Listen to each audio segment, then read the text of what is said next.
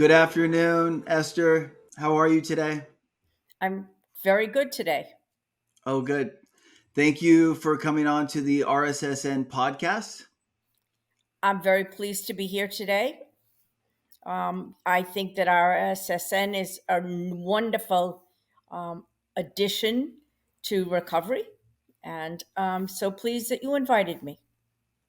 Well, I'm really happy that you're here today. And I just want to let the viewers know that today we're going to ask you some questions, some personal questions about your recovery, about your life, and for you to have the opportunity to share about your journey in recovery.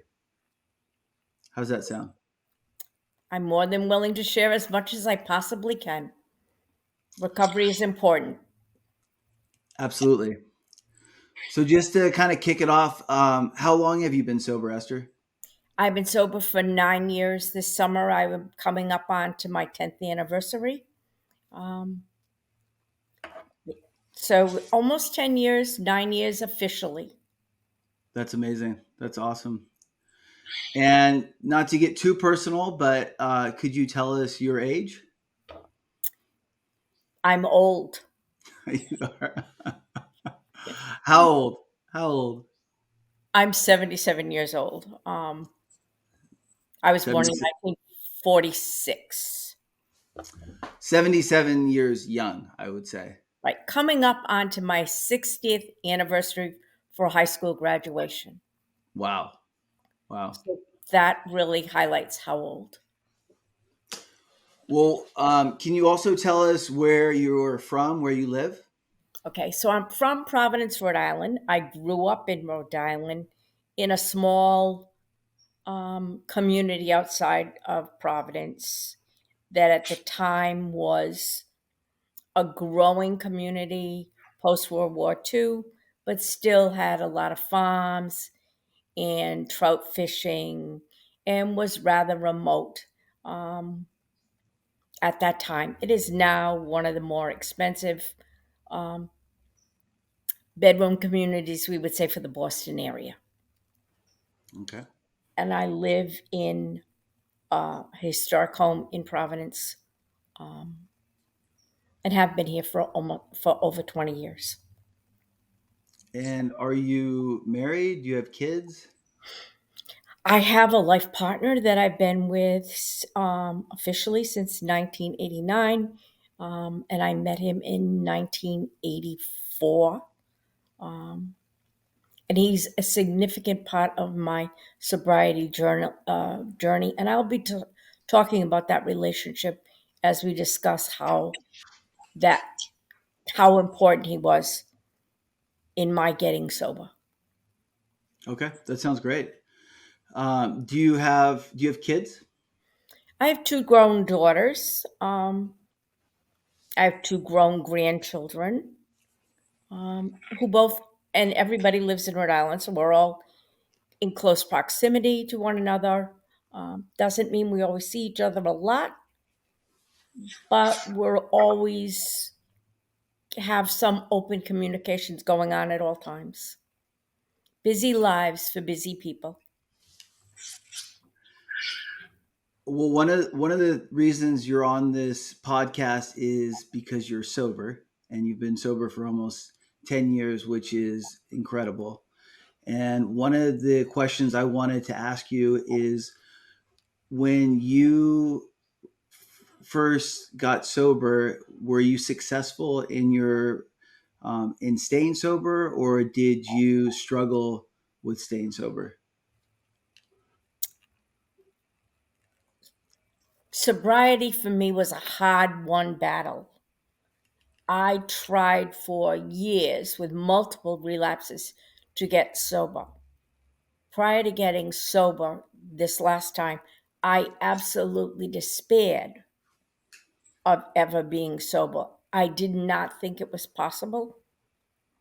I had never known anyone in my family to get sober, and I came from a family of alcoholics, and that's part of my story. In that I'm an adult child of two alcoholics. I have a brother that's an alcoholic. My first husband was an alcoholic addict and a psychological abuser. So I didn't begin my drinking career till I was almost 40 years old, which is rather late for somebody to start drinking. But when I was married young and had children, I vowed I would not be like my parents and raise my children in a drunk home. I started to drink when they were teenagers and I broke that promise. Now, let me say that every time I've ever in my life I've ever said, I won't do that, I have ended up doing just that. So I no longer say, I won't do that, or how could anybody do that? Because people are human and we do all kinds of things we never thought we'd do. And we are embarrassed by them, we're humiliated by them, and we just can't get beyond the fact that we broke our own moral code. But alcoholics and drug abusers for any addiction always break their moral code. That's a given of addiction, that you will lose yourself and your moral code. That's so true. That's so true. So when you were, you said you started drinking when you were 40. That was the first time you had ever taken a drink. Well, no, I'd had drinks when I was younger, but I was the one that would go to the party and they'd ask me, "Do you want a drink?" And I'd say, "I'll have a soda. Give me a club soda." I never wanted to start drinking because I was terrified that if I started, I'd never stop. And then at 40, when I was in my 38, I got separated from my first husband and I started to drink socially. And then I romanced the drink and I drank socially again. And I thought, oh, I can do this without drinking too much. I can drink socially. Well, drinking socially evolved into that I served wine every night with meals, thinking like the French did, or I was Julia Child, that it was okay to have alcohol with every meal. Well, alcohol became, well, I'll have a glass of wine while I'm cooking. I'll have a glass of wine with my meal. I'll have a glass of wine while I clean up. And I don't know when the scales tipped, but they did. And I was drinking at the end of my drinking career. I was drinking in the car. I had a bottle under my seat and I couldn't wait to get out of work to go to the parking lot to drink before I even got home. I did not drink on the job, probably because there was no place to hide anything to drink, or I was too afraid to get caught drinking on the job. But I drank as soon as I got out of work, and I drank until I was drunk. How long, Esther, did it take you to get to that level? From, you said, around 38, 40 years old. Then how long did it take you to for it to progress to that level? Maybe 3 years, maybe 5 years. And how old were your kids Well, at I that guess time? I guess 5 to 7 years would be more accurate. It took about 5 to 7 years to get to that level. Where I Where was you where 40. you where you really had a problem. Oh yeah, Yeah. where I knew that I was drinking too much. And it was affecting your relationship, or how was it affecting your life?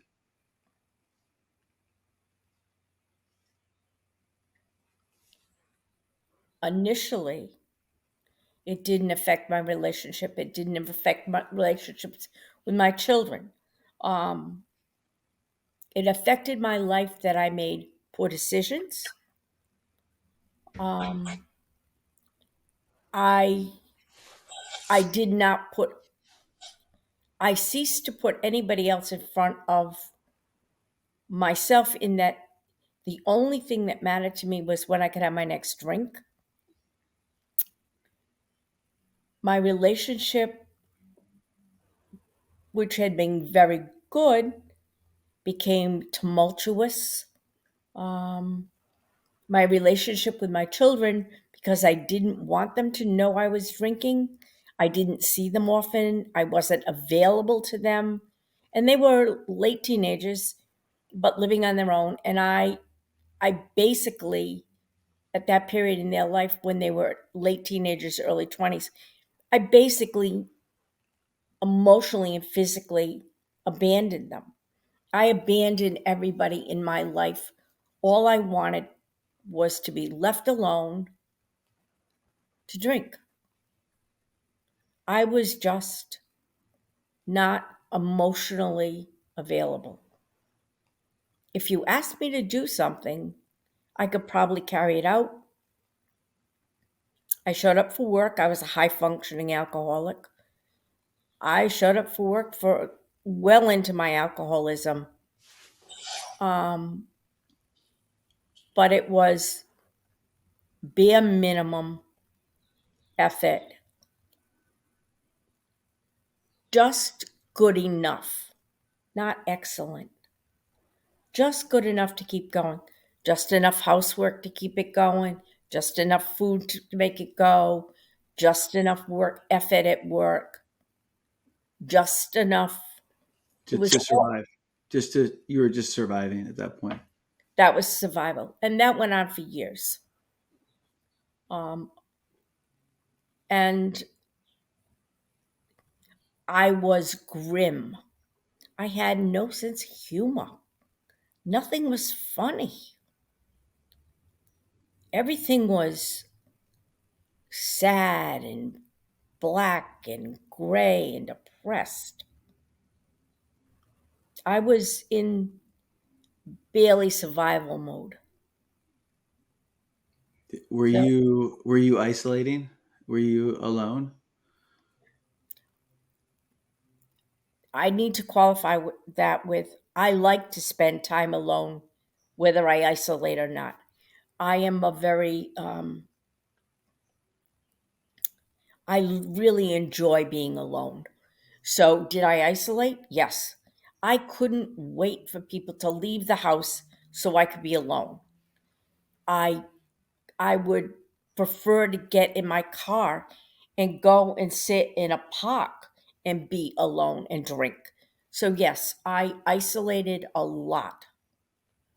I didn't want people to know I was drinking, so I didn't call anybody on the telephone. I didn't answer the telephone. I didn't initiate getting together with people. Yes, I really isolated.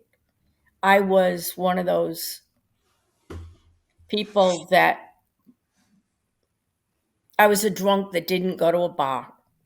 I was a drunk that if I was going to drink, I wanted to drink alone. So was there a breaking point? Was there a moment of clarity that you had that pushed you into wanting to do something different? What was that? I mean, there must have been something. So there were multiple attempts to get sober, and they were always based on the fact that I had let somebody down. That by it wasn't what I did; it was what I didn't do. So it wasn't a sin of commission; it was always a sin of omission, and that uh, I made people sad. That people I loved, I was hurting them because I was not available. And there were numerous occasions when I felt that. Um,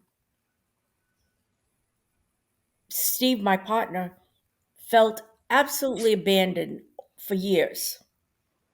I don't know why he hung in, other than he's a good man. He's a when you think of a gentleman in the old-fashioned sense, that's who he is. He he doesn't do things because to impress anybody.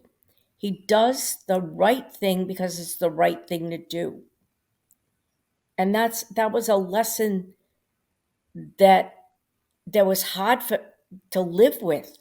Somebody's doing something that's right that you're with all the time because it's the right thing. And here I was doing the wrong thing all the time. And and that was hard to live with. The last And I tried to get sober for a number of years when I would let him down. When I let my daughters down and for Christmas Eve, and I got so drunk I couldn't show up. When we'd be planning to go out, and I'd be so drunk that I couldn't go out. When, but the last time, the time when I finally got sober, Steve went off to do a presentation, and it was his birthday. And he said to me before he left, please try and stay sober until I get home so we can have a birthday tonight. And he was only gone an hour and a half. And during that hour and a half, I got drunk. I could not. And it wasn't because I didn't want to, and it wasn't that I didn't try. I could not stay sober. I drank. I drank a bottle of wine. I was drunk. And he cried. He said, you couldn't even stay sober for my birthday.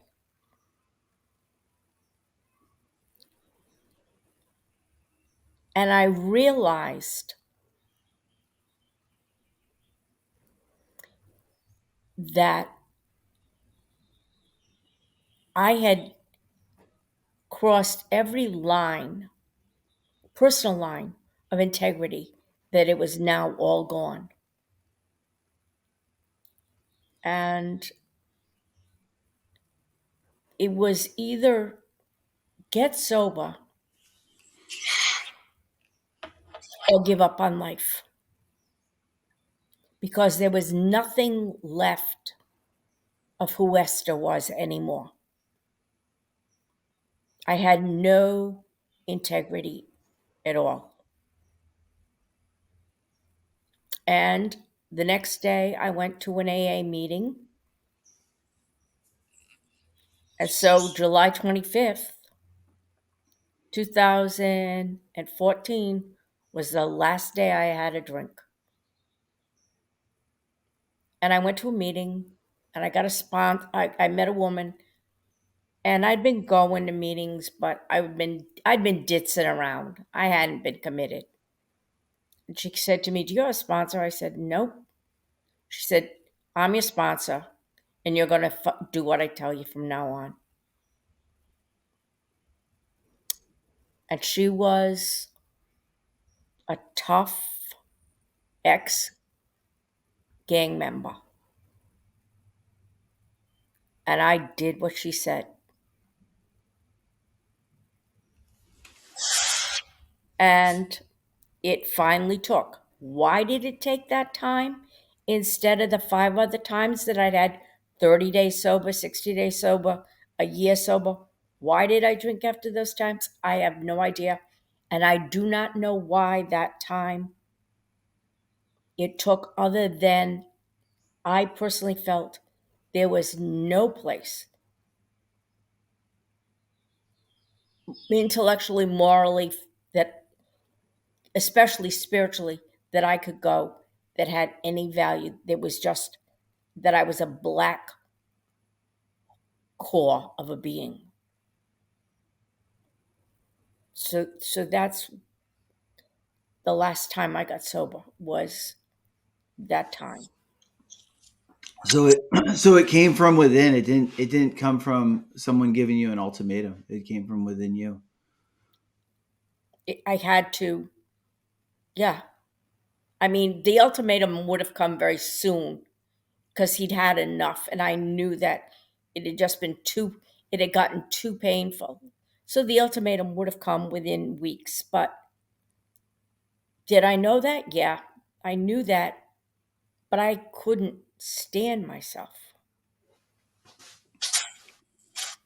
Well, that's I appreciate you sharing all that, and I relate to those feelings myself because I'm also in recovery, and those are very very real feelings.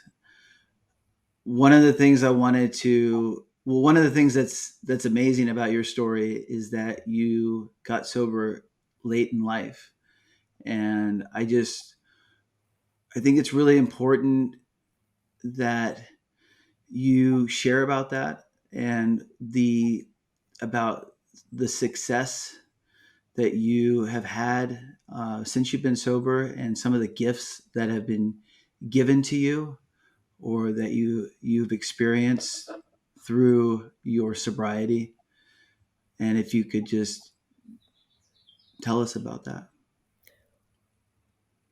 So let me kind of like backpedal just a little bit on my professional life.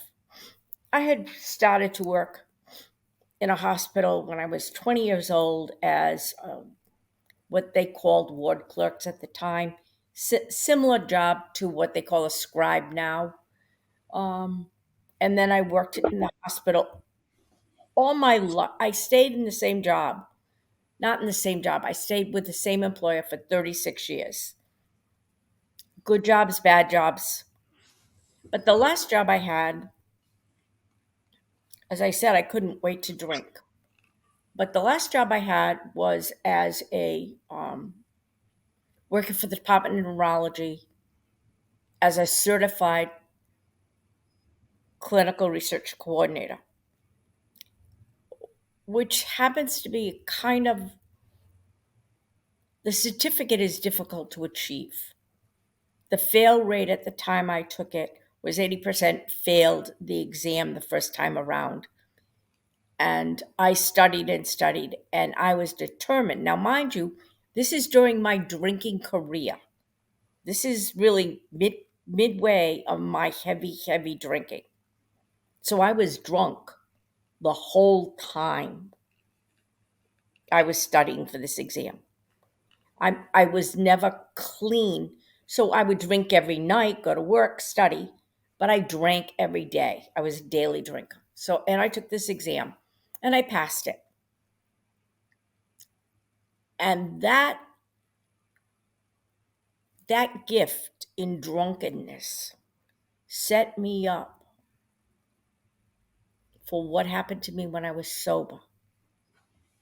So we should talk about the gifts along the way that set us up for success as we go. And I got fired from that job. They didn't call me. They said, "We'd like you to voluntarily resign." And they paid me my benefits. But I'd been there for 36 years and I was 64 years old at that time. I could have retired. I didn't want to retire.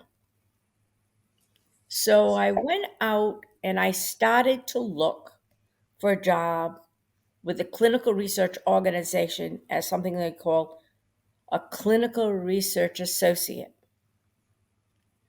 And I got a job with a major CRO, actually, the number one CRO in the country.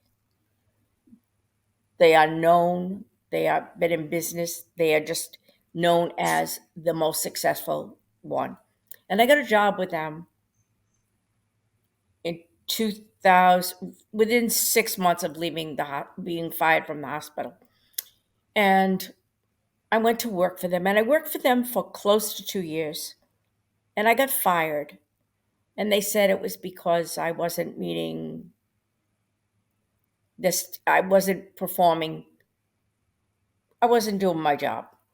But the reason I wasn't doing my job and I got fired was I was drunk most of the time. I was never drunk when I was out working, but I was drunk all the time, and therefore I couldn't really do the job. So I got fired in January 2014. In the summer of 2013, I had served on the grand jury for a month on rape cases, and it was very difficult. My brother died that summer. One of my best friends died that summer. And my drinking in 2013 while I was working this job just went over the top. So I was fired in January 2014. I didn't work. 2014 was the year I got sober in July and started with my sponsor. And I was not working, but I still wanted to work. And I still wanted to be a clinical research associate. I took a contract job with an agency, and they placed me at the number two CRO in the country in January of 2015. At that time, I was traveling. It's a travel job. I went to AA meetings throughout the country, everywhere in the country. And I was determined to stay sober. And I had a couple of good managers. And then I got a manager who turned my life around. She happened to be a good manager. She set a high bar. She was fair. And if you did your job, she gave you a lot of autonomy and she gave you a lot of respect. And for some reason or other, she clicked with me, or more, I clicked with her because I was really respected her. And, and by the way, I'm 65 and she's about 35. And I said, I cannot let Kim down. I didn't drink because I couldn't let Kim down because she showed me the respect and value. So when I went out, it was, I can't let Kim down. I can't let Steve down. And that meant I had to go to AA meetings. And there weren't remote AA meetings. So part of my travel plan was I would, if I was going to New York City and I was going to Manhattan and it was a Tuesday, I knew where the Tuesday night meeting was in Manhattan and I was at the meeting. And if I was in Rochester, New York, I knew where the meeting was on Wednesday night. I went to meetings.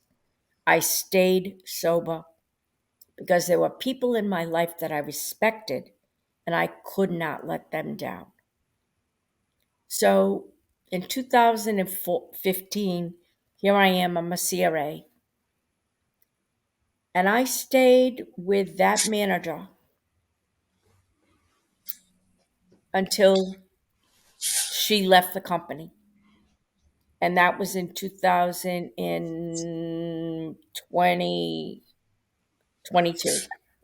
During that time, I went from being a CRA to a mid level CRA to a senior CRA to a training CRA to a CRA manager to a CRA trainer and right up so that I was reporting to one person down from the CEO. I stayed, that job was the best job I've ever had in my life. I had the best manager I'd ever had in my life. And I quadrupled my income so that the last 10 years of my career were the high points. So you have to understand, I'm 60, I started the job at 67, 66. And at 76, I wouldn't have given that job up for anything. I absolutely felt I had succeeded in life. I was training young people right out of college to be CRAs. And a CRA, the the role I've heard it described as an auditor of clinical for clinicaltrials.gov, because that's what we do. We go out and look at all the data that for a drug that's coming before the FDA. But the thing about being that is that you have to be able to make connections. You have to be able to read a medical record and see that person's story. It's like being a drunk when you're mentoring or sponsoring another drunk.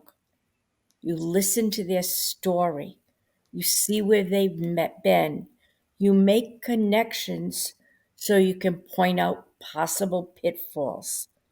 You, you show them a new and different way of looking at things.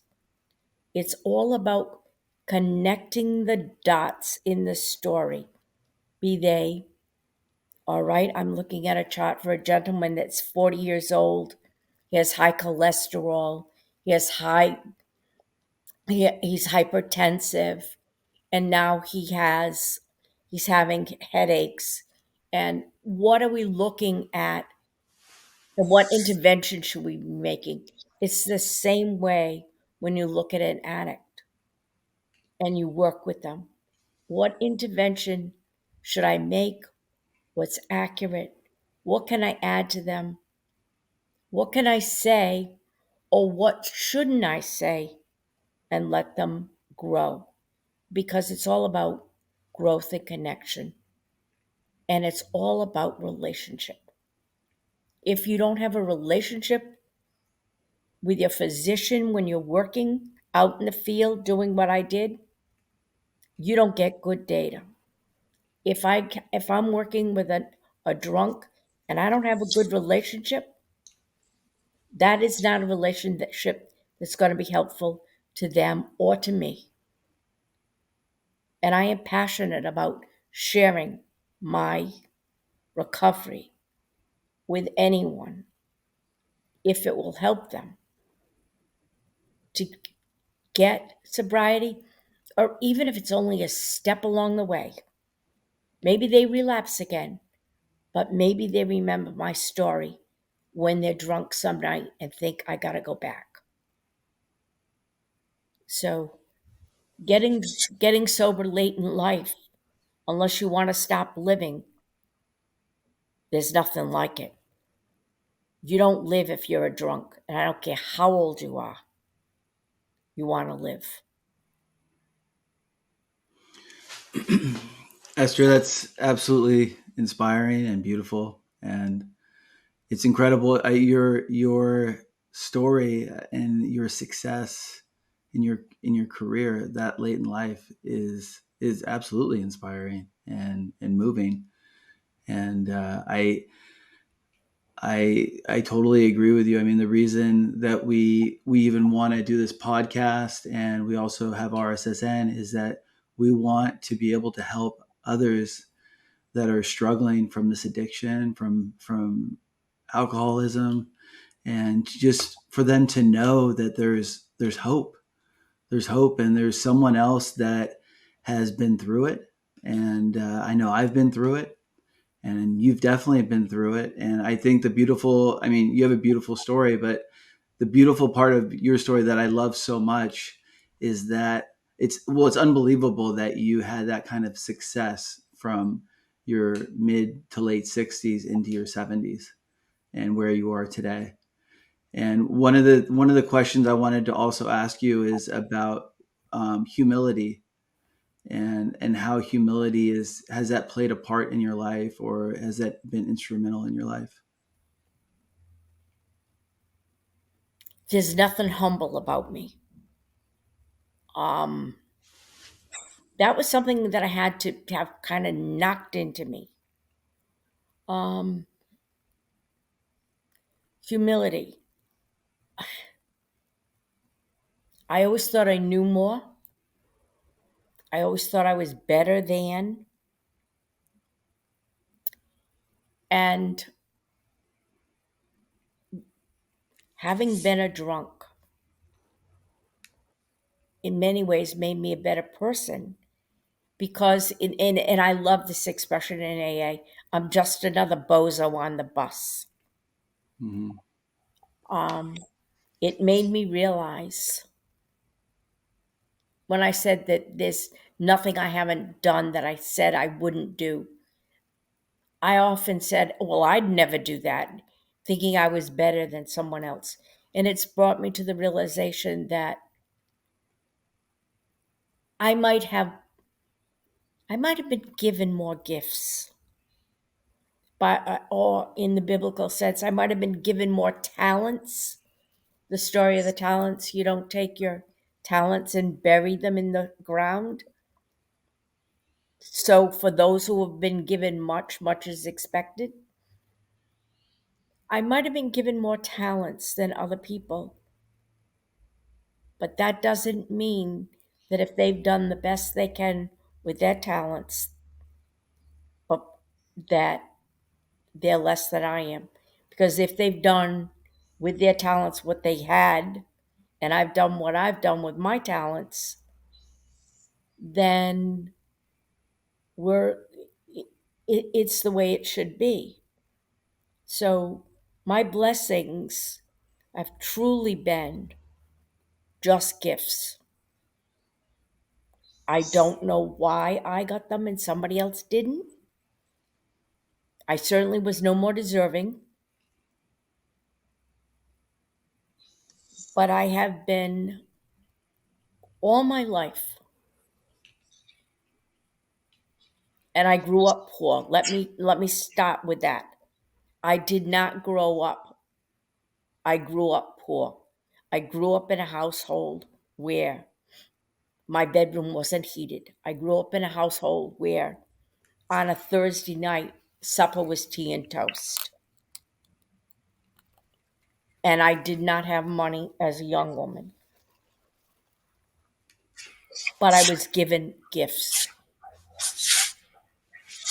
And I need to remember always that they were gifts, not deserved.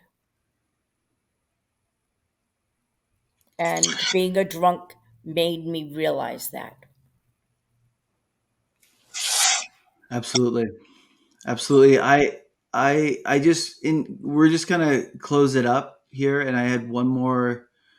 I really appreciate you sharing your story, and but one more question I had for you is just moving forward in your recovery, in your life. How do you? What are your plans? How do you see your life progressing from here, and what is the purpose of your life moving forward?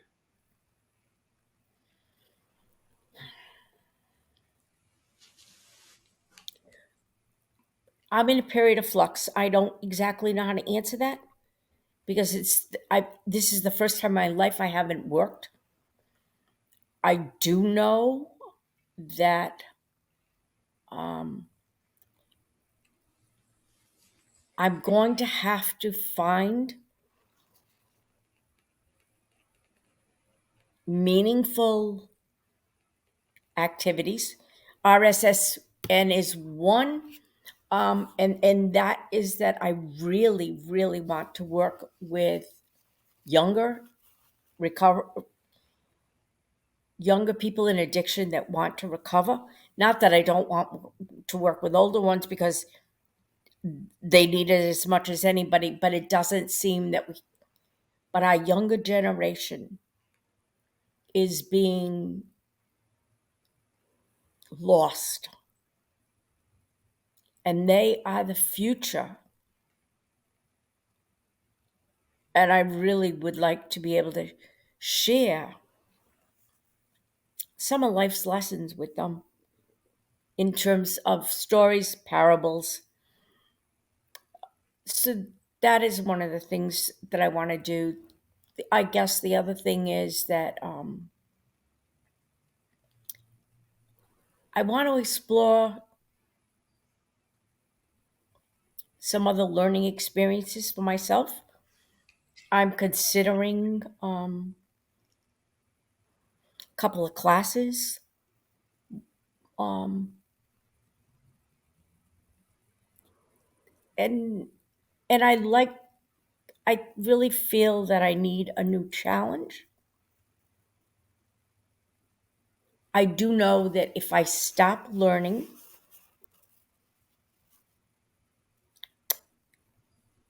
then I lose a huge piece of what's important to me in life. So between and I want to teach, but I really would like to teach some of the skills I've acquired. And one of the skills I've um, acquired is facilitating and defining, clarifying. I really want to share some of those skills with people that could use that kind of help in addition to getting sober. So, you know, I guess those are the things I want to do. I'm an avid reader. You can see from behind me. Um, and um, I like color. I really like color. That's one of the reasons I knit. Is I like color and I like art. So we'll see where it goes. I'm like life is good. So I'm just going to keep living. So you're just getting started, right, Esther? This is just the beginning. This is the new beginning. Well, in a way, yes, it is. Um, I wish